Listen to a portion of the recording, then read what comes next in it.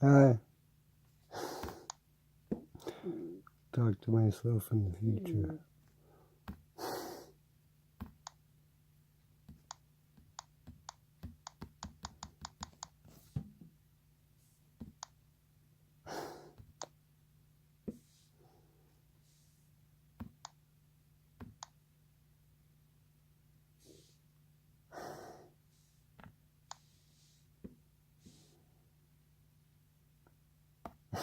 How long have you worked here? 7 years.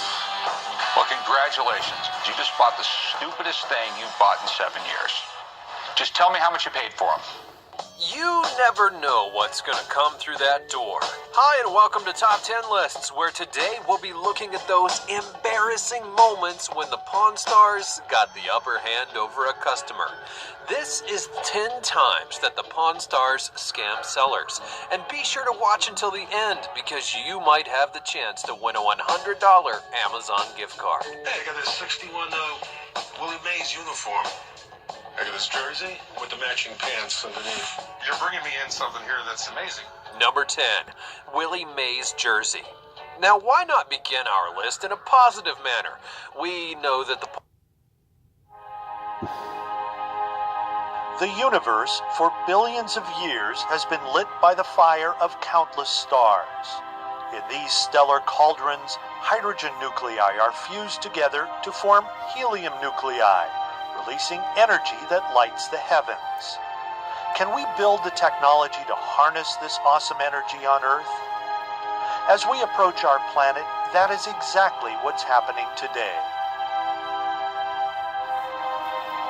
Far beneath these clouds lies the National Ignition Facility, located at Lawrence Livermore National Laboratory in Livermore, California. This facility has been built to bring star power to Earth. It is the world's largest and highest energy laser system. Containing 192 laser beams, NIF will explore controlled nuclear fusion to ensure global security, enable sustainable clean energy, and advance our understanding of the universe.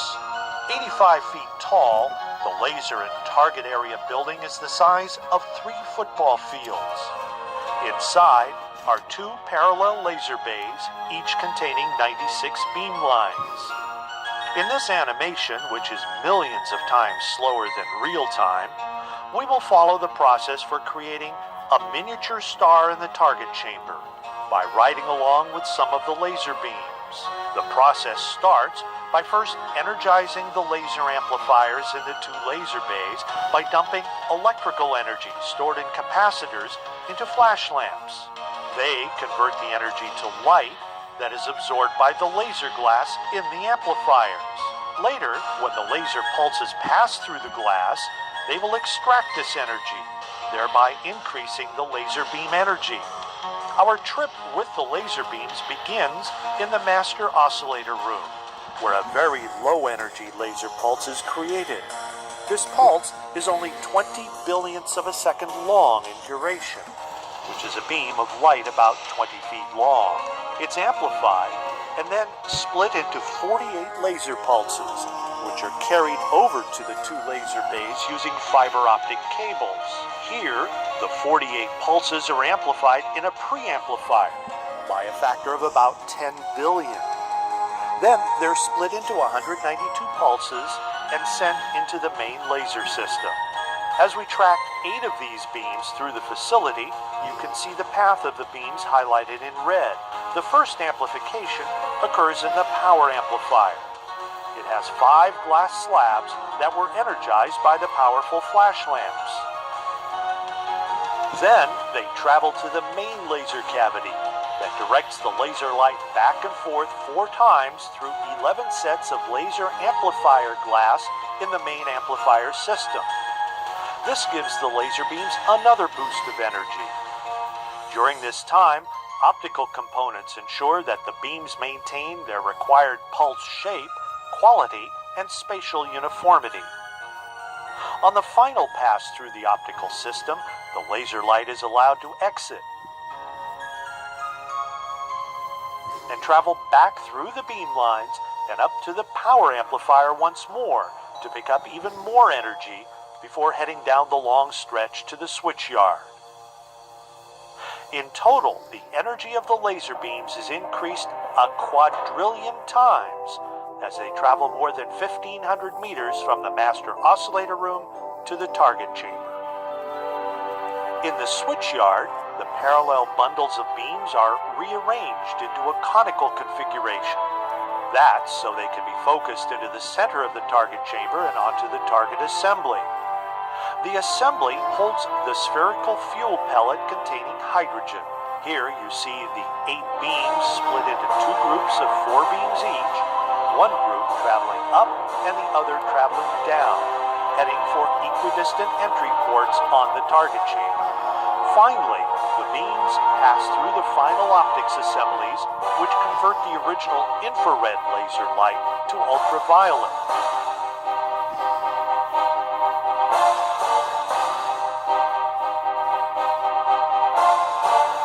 The beams then converge on the 10mm target assembly called a hohlraum, generating a bath of X-rays. This causes the tiny target sphere to implode and ignite in a controlled, self-sustaining fusion reaction. The same process that powers the stars. This will be the start of a new journey that will bring not only discovery and innovation, but a lasting legacy to the future.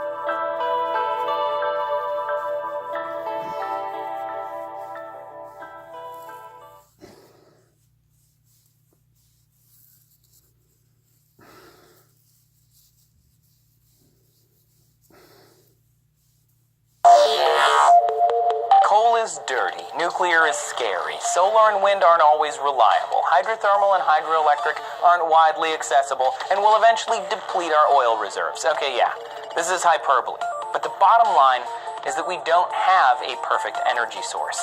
But there might be hope. Around the world, people are working on fusion energy, which might be the safe, efficient, reliable, clean energy source that could save the planet. All right, that's a bit more hyperbole, but it would be world-changing.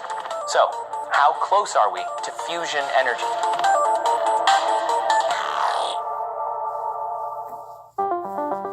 This may come as a surprise to some, but fusion is not some futuristic sci-fi idea. It's real, it's happening, and you've seen it. Fusion energy exists. Every time we go out in the day and look at the sun, we see a big ball of burning hydrogen gas. If you go out at night and look at the stars, those are also billions and billions, to quote Carl Sagan, of burning plasma engines, fusion engines. We've always followed the stars for direction, but we need to learn to emulate them. The twinkle of a star and the heat from our sun are byproducts of fusion. Fusion is the process of 2 light atoms, like hydrogen, being forced together due to immense heat and pressure to form a heavier atom, like helium. When this merger happens, energy is released, which creates heat and light. Fusion is the energy that makes life possible on our planet, and many think that fusion will power our cities of the future. We're burning things, which has got to stop. We just literally set fire to things.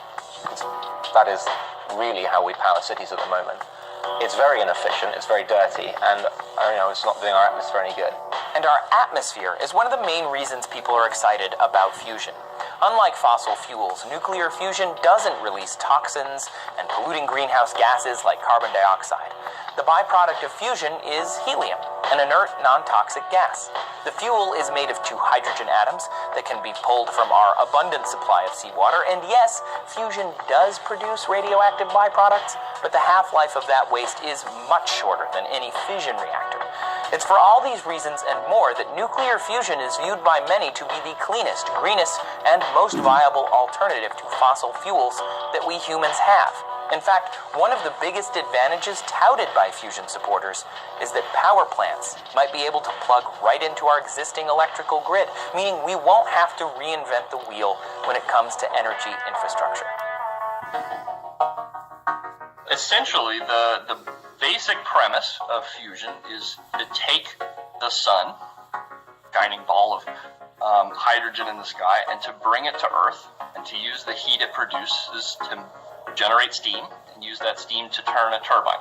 Now, of course, we can't just grab a star and transport it to Earth, but we can replicate the conditions of a star, and we have.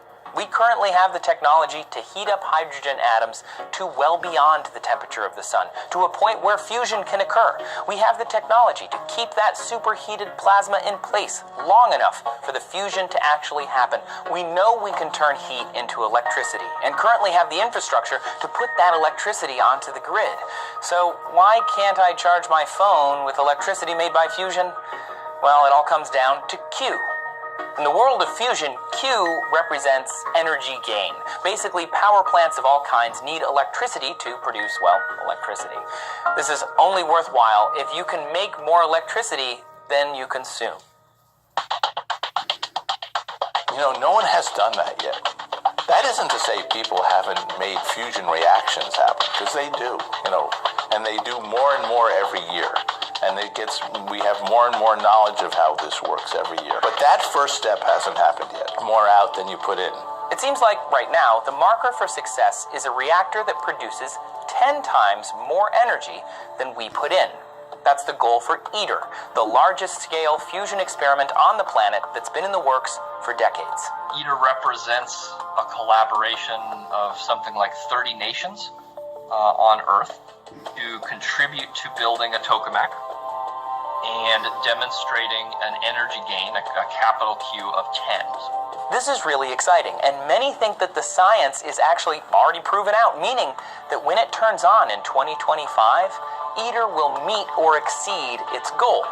But the experiment is only that, an experiment, to demonstrate that fusion can produce a net energy gain.